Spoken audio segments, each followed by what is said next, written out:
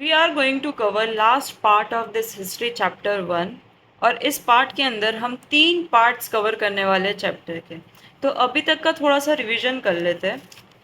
French में हालत क्या थी? लुइस 16 राजा था, पर इकोनॉमिक लॉसेस बहुत सारे हो रहे थे। लुइस 16 को गुलेटिन से मार दिया गया।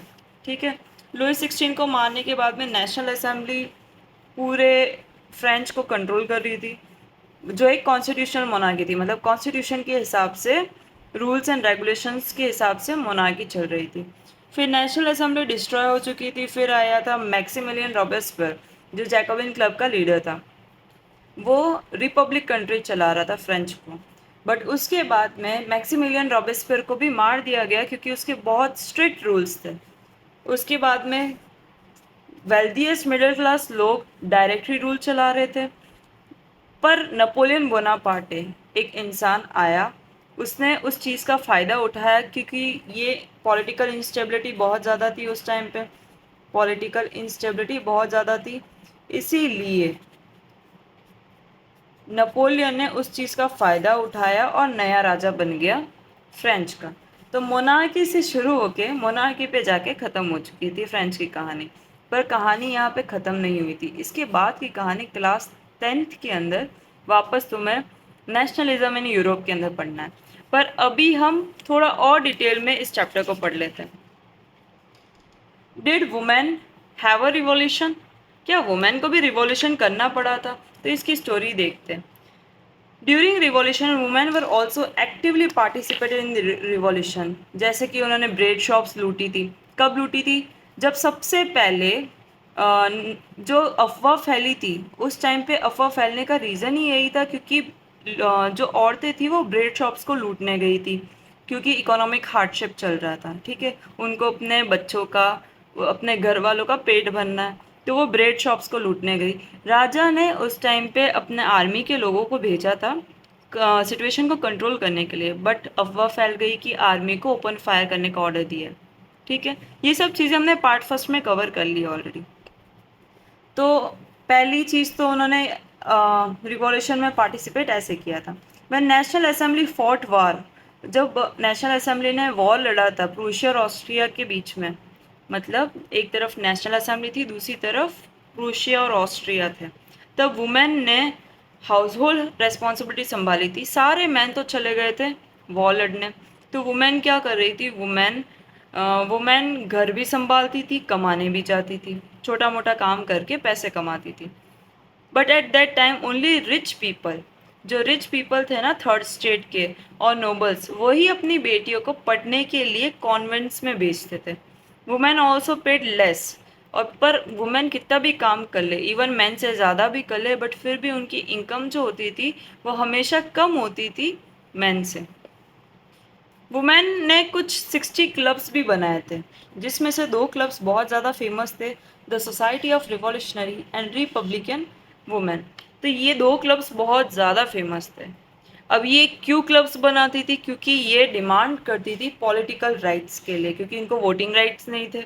ठीक है, और राइट्स टू बी इलेक्टेड, ये ना केवल वोट देने के लिए डिमांड्स कर रही थी, बट वोट मांगने के लिए भी डिमांड कर रही थी। मतलब इनको पॉलिटिकल पोजीशन पे खड़ा रहना था। ठीक है, तो right to be elected so that they can hold political offices, ताकि वो पॉलिटिकल ऑफिसेस में बैठ के कुछ रूल्स रेगुलेशन बना के अपने सोसाइटी को, अपने वुमेन की सोसाइटी को वो आगे बढ़ा सके। ऐसा नहीं है सारी चीज़ें बुरी हो रही थी उस टाइम पे वुमेन के लिए। कुछ अच्छे लॉज भी बने थे कॉन्स्टिट्यूशन में, जैसे कि 1791 का जो कॉन्स्टिट्यूशन बना था वो कंपलसरी कर देता था गर्ल्स को स्कूल जाने के लिए। ठीक है, girls were given right to marry according to their own choice. वो जिससे शादी करना चाहे उससे वो शादी कर सकती थी, उनको मैरिज का राइट्स मिल चुका था। Marriage was a kind of contract. Marriage करने के साथ साथ में मैरिज के लिए डिवोर्स भी वो इजीली कर सकती थी। तो ये मैरिज एक काइंड ऑफ कॉन्ट्रैक्ट होता था, जहाँ पे डिवोर्स इज इजीली पॉसिबल। ठीक है, वुमेन कोई भी तरह की ट्रेनिंग ले सकती थी और अपना खुद का बिजनेस स्टार्ट कर सकती थी। तो कॉन्स्टिट्यूशन में ये रूल्स एंड रेगुलेशन बने थे वुमेन के लिए। अब ये तो कब था, ये सिचुएशन थी नेशनल असेंबली जब पूरी चीज़ चला रही थी। उसके बाद में आई थी जैकोबिन गवर्नमेंट। जैकोबिन गवर्नमेंट ने वुमेन के क्लब्स को बैन कर दिया था, उनकी पॉलिटिकल एक्टिविटीज़ को ख़त्म कर दिया था। जिसने वॉइस रेज करी उनको अरेस्ट कर दिया जाता था और एग्जीक्यूट भी कर दिया जाता था, मतलब मार दिया जाता था। ठीक है, तो जैकोबिन गवर्नमेंट इतनी बेकार थी, जो वुमेन ने जितनी मेहनत करी थी आगे जाने के लिए, वो जैकोबिन गवर्नमेंट ने पूरी की पूरी मेहनत पे पानी डोल दिया था। Not only in French but in many countries people were struggling to gain voting rights. सिर्फ फ्रेंच की बात नहीं है, बहुत सारी जगह में, जैसे इंडिया के अंदर भी पहले वुमेन को वोटिंग राइट्स नहीं थी, तो बहुत सारी जगहों पे वुमेन स्ट्रगल कर रही थी वोटिंग राइट्स लेने के लिए। बट फाइनली 1946 में वुमेन को फ्रेंच में वोटिंग राइट्स मिल चुकी थी। ठीक है, 1946 में। अब इसके बाद में आते हैं स्लेवरी का मतलब क्या होता है, किसी को स्लेव के रूप में या सर्वेंट के रूप में रखना। तो स्लेवरी का एक सिस्टम चलता था। अब यहाँ पे क्या था, कैरेबियन आइलैंड, मतलब यूरोप, फ्रेंच का बहुत सारा जो किंगडम था ना, वो कैरेबियन आइलैंड में फैला हुआ था, जैसे कि मार्टिनिक्यू, सैन डोमिंगो। तो ये सारी जगहें जो थी ना, वो फ्रेंच के कंट्रोल में थी, और इन जगहों पे टोबैको, इंडिगो, शुगर, कॉफ़ी की बहुत अच्छी प्लांटेशन होती थी। मतलब वो जगह इतनी अच्छी थी इन सब प्लांटेशन के लिए। पर वहाँ पे लोग काम करना कम पसंद करते थे, यूरोप के लोग बहुत कम काम करना पसंद करते थे। तो स्लेव्स को हायर किया जाता था फॉर वर्क विच स्टार्टेड, जिसकी वजह से स्लेव की ट्रेड होनी स्टार्ट हो गई। मतलब स्लेव्स को, मतलब लोगों को बेचना और ख़रीदना स्टार्ट हो गया था। ठीक है, slave trade is done between Europe. अब ये 3 कंट्रीज़ के बीच में होता था, यूरोप, अफ्रीका एंड अमेरिका, जिसकी वजह से इसको ट्रायंगुलर स्लेव ट्रेड भी बोला जाता है, क्योंकि मैप के अंदर ये तीनों कॉन्टिनेंट्स ट्रायंगल शेप में दिखते हैं। ठीक है, फ्रेंच मर्चेंट वेंट फ्रॉम, अब देखो ये ट्रायंगुलर ट्रेड होता कैसे था। फ्रेंच कहाँ पे आता है, यूरोप के अंदर आता है। ठीक है, French merchant went from ports like Nantes and Bordeaux in France to Africa. पहले फ्रेंच से जाते थे अफ्रीका, मतलब यूरोप से जाते थे अफ्रीका। वेयर दे परचेज, जहाँ पे वो जाके मतलब अफ्रीका से स्लेव्स को खरीदते थे।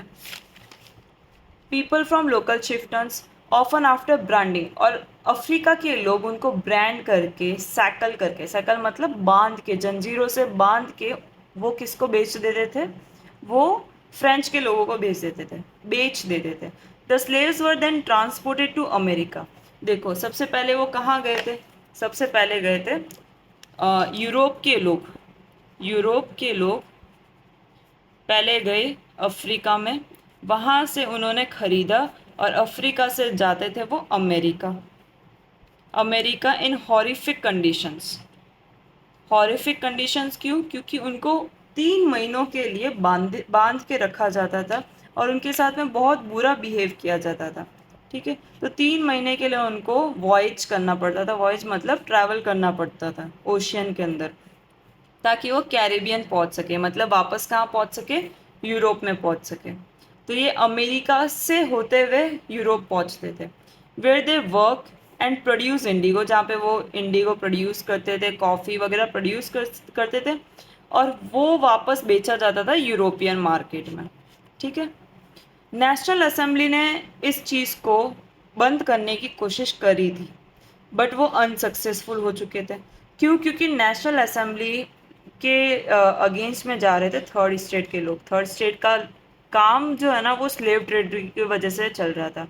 उनको थर्ड स्टेट को बहुत फ़ायदा हो रहा था स्लेव ट्रेड से, जिसकी वजह से नेशनल असेंबली ने स्लेव ट्रेडरी को बंद नहीं कर पाए थे। पर उसके बाद में जकोबियन गवर्नमेंट आई थी। जकोबियन गवर्नमेंट में कौन था, रॉबेस्पियर। उसने क्या किया था, उसने स्लेवरी को पूरी तरीके से बैन कर दिया था और सारे स्लेव्स को फ्री कर दिया था। ठीक है, जैकोबियन गवर्नमेंट ने एक तो अच्छा काम किया है यहाँ पे, पर नेपोलियन ने वापस से सारी मेहनत पे पानी फेर के स्लेवरी को री इंट्रोड्यूस कर दिया। इन 1848 slavery was completely abolish from French colonies. Last में जाके 1848 में स्लेवरी पूरी तरीके से अबॉलिश मतलब ख़त्म हो चुकी थी फ्रेंच कॉलोनी से। कैसे हुई थी? क्लास 10th में सेम चैप्टर में हम पढ़ने वाले हैं। ठीक है, नेशनलिज्म इन यूरोप। इसके बाद में एक लास्ट टॉपिक है रिवॉल्यूशन एंड एवरीडे लाइफ। अब 1789 के बाद में क्या हुआ, उससे पहले की स्टोरी एक बार देखते हैं। लुइस 16 ने सेंसरशिप लगाई हुई थी। सेंसरशिप मतलब आप कुछ भी छाप नहीं सकते हो मेरी परमिशन के बिना, जिसको नेशनल असेंबली ने अबॉलिश कर दिया था 1789 के बाद में, जिसकी वजह से फ्रीडम ऑफ स्पीच मिल चुकी थी लोगों को। पर 1804 के बाद में नपोलियन का राज आया। Napoleon he wants to establish kingdoms over neighbouring countries. उसको क्या करना था? उसको सारी आसपास की कंट्रीज पे राज करना था, और उसने राज किया भी था। ठीक है, उसने बहुत सारे किंगडम्स पे अपना कब्जा कर लिया था। People think Napoleon as a moderniser. लोगों को स्टार्टिंग में लगता था कि नेपोलियन बहुत अच्छा इंसान है, वो हमारी कंट्री को डेवलप करने आया है, मॉडर्नाइज करने आया है, क्योंकि उसने बहुत सारे गुड चेंजेस लाए थे। ठीक है, पर एक्चुअल में ना लोगों को धीरे धीरे रियलाइज़ होने लगा यार नेपोलियन सिर्फ अपने फ़ायदे के लिए आया है, वो सिर्फ और सिर्फ अपने एम्पायर को बढ़ाने के लिए आया है। ठीक है, वो रूल करने के लिए आया है। तो लोगों को जब ये चीज़ रियलाइज़ हुई तो धीरे धीरे कुछ कंट्रीज़ के बीच में एक वॉर स्टार्ट हो गई थी, द बैटल ऑफ वाटरलू, जिसमें नेपोलियन को बुरी तरीके से हरा दिया गया था। ठीक है, ये 1815 में नेपोलियन के हाथ से फ्रेंच फिर से जा चुका था। ठीक है, उसके बाद की story again nationalism in Europe class 10th में पढ़ेंगे हम।